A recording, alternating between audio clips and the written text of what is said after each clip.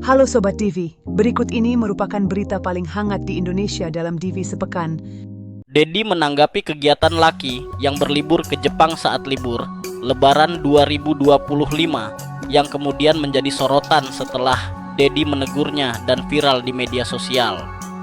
Dedi menjelaskan bahwa setiap kepala daerah yang ingin bepergian ke luar negeri harus memperoleh izin dari Menteri Dalam Negeri (Mendagri) dengan surat permohonan yang diajukan melalui gubernur, dalam hal ini Gubernur Jawa Barat.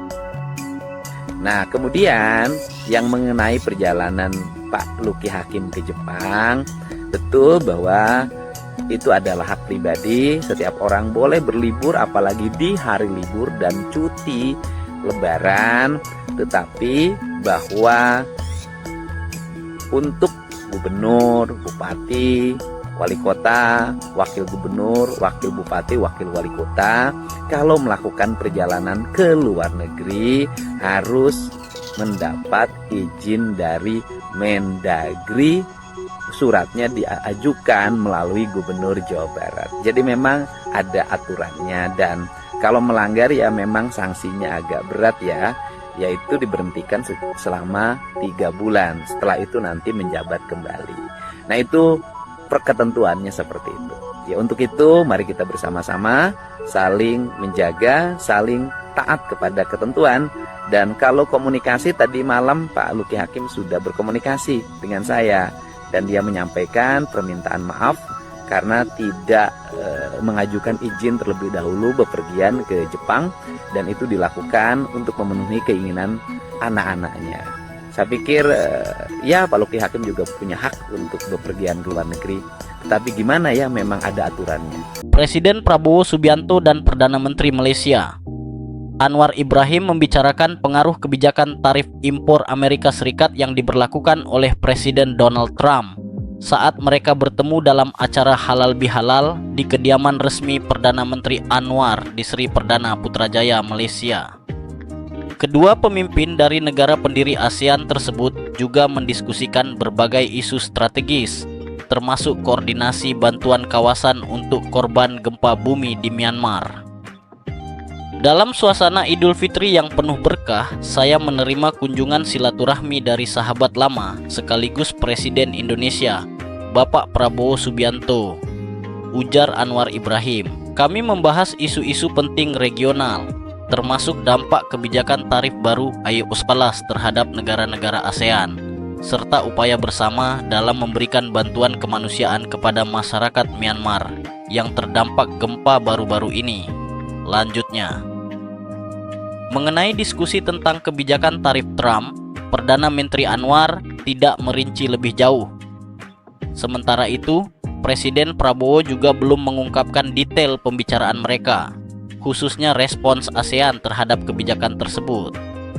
Perdana Menteri Anwar menekankan komitmennya untuk menjaga hubungan persaudaraan yang erat antara Indonesia dan Malaysia. Presiden ala 11 Donald Trump secara dramatis meningkatkan tensi perang dagang dengan menaikkan tarif impor produk Cina menjadi 104%, sebuah langkah eskalatif yang langsung memicu reaksi keras dari Beijing. Kebijakan ini merupakan pembalasan atas keputusan Cina yang menaikkan tarif untuk barang-barang ad-isop alis sebagai respons terhadap penetapan tarif 34% oleh Trump pekan sebelumnya. Tarif baru ini berlaku di atas tarif rata-rata 20,8% yang telah diberlakukan sejak era pemerintahan Biden, serta tambahan tarif 20% yang sudah diterapkan Trump pada Maret 2025. Sekretaris Pers Gedung Putih Caroline Leavitt dengan tegas menyatakan sikap tidak kompromi pemerintahan Trump. Cina melakukan kesalahan strategis dengan membalas kebijakan kami. Presiden Trump memiliki keteguhan yang tak tergoyahkan dan sama sekali tidak berniat mundur.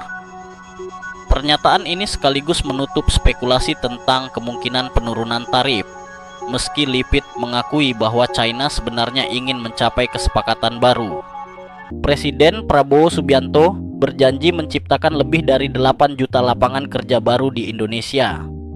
Menteri Pertanian Andi Amran Sulaiman merencanakan investasi besar-besaran di sektor pertanian yang diperkirakan mampu menyerap 8 juta tenaga kerja. Pernyataan ini disampaikan Prabowo dalam sarasehan ekonomi di Menara Mandiri Sudirman, Jakarta Pusat pada Selasa, 8 April. Selain pertanian, lapangan kerja juga akan diciptakan dari sektor kelautan dan perikanan. Prabowo menyebut Menteri Kelautan dan Perikanan (KKP) Sakti Wahyu Trenggono sedang merancang pembangunan tambak ikan dan udang.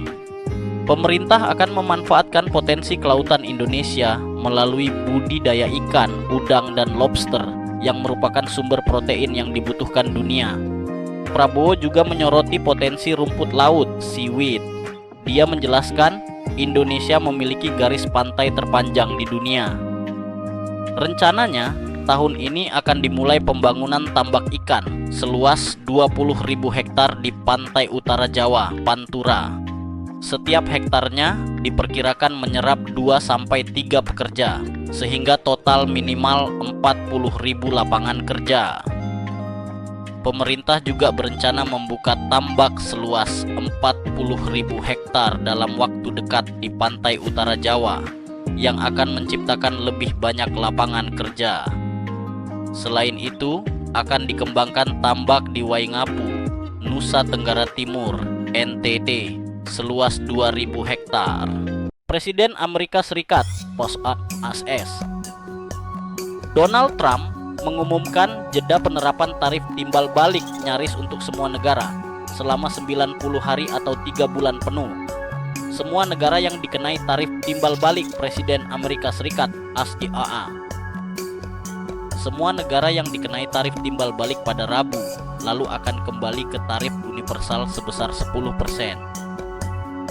Berdasarkan fakta bahwa lebih dari 75 negara telah memanggil perwakilan AEPUYA, termasuk Departemen Perdagangan, Keuangan, dan USTR, untuk merundingkan solusi bagi subjek yang sedang dibahas terkait perdagangan, hambatan perdagangan, tarif, manipulasi mata uang, dan tarif non-moneter, dan bahwa atas saran saya, negara-negara ini tidak membalas dengan cara, bentuk, atau wujud apapun terhadap AIA, kata Trump dalam unggahan di Truth Social Rabu 94. Namun, kebijakan penundaan tarif baru selama 90 hari ini tidak berlaku untuk China, negara dengan ekonomi terbesar kedua setelah Australia.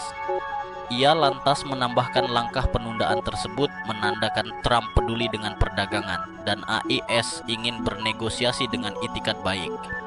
Namun, Besen tidak memberikan banyak perincian tentang apa yang mungkin terjadi setelah jeda 90 hari. Menteri Luar Negeri Republik Indonesia Sugiono mengungkapkan bahwa Presiden Prabowo Subianto telah mengajukan permintaan resmi untuk bertemu dengan Presiden Amerika Serikat Donald Trump. Pernyataan ini disampaikan saat mendampingi Prabowo dalam kunjungan kerja ke Turki di tengah kebijakan Trump yang menaikkan tarif impor secara signifikan terhadap berbagai negara termasuk Indonesia. Sugiono menegaskan bahwa permintaan pertemuan tersebut diajukan jauh sebelum Trump mengumumkan kenaikan tarif impor barang-barang Indonesia hingga 32%. Kami telah mengirimkan surat permintaan pertemuan dengan Presiden Trump beberapa waktu lalu sebelum isu kenaikan tarif ini muncul.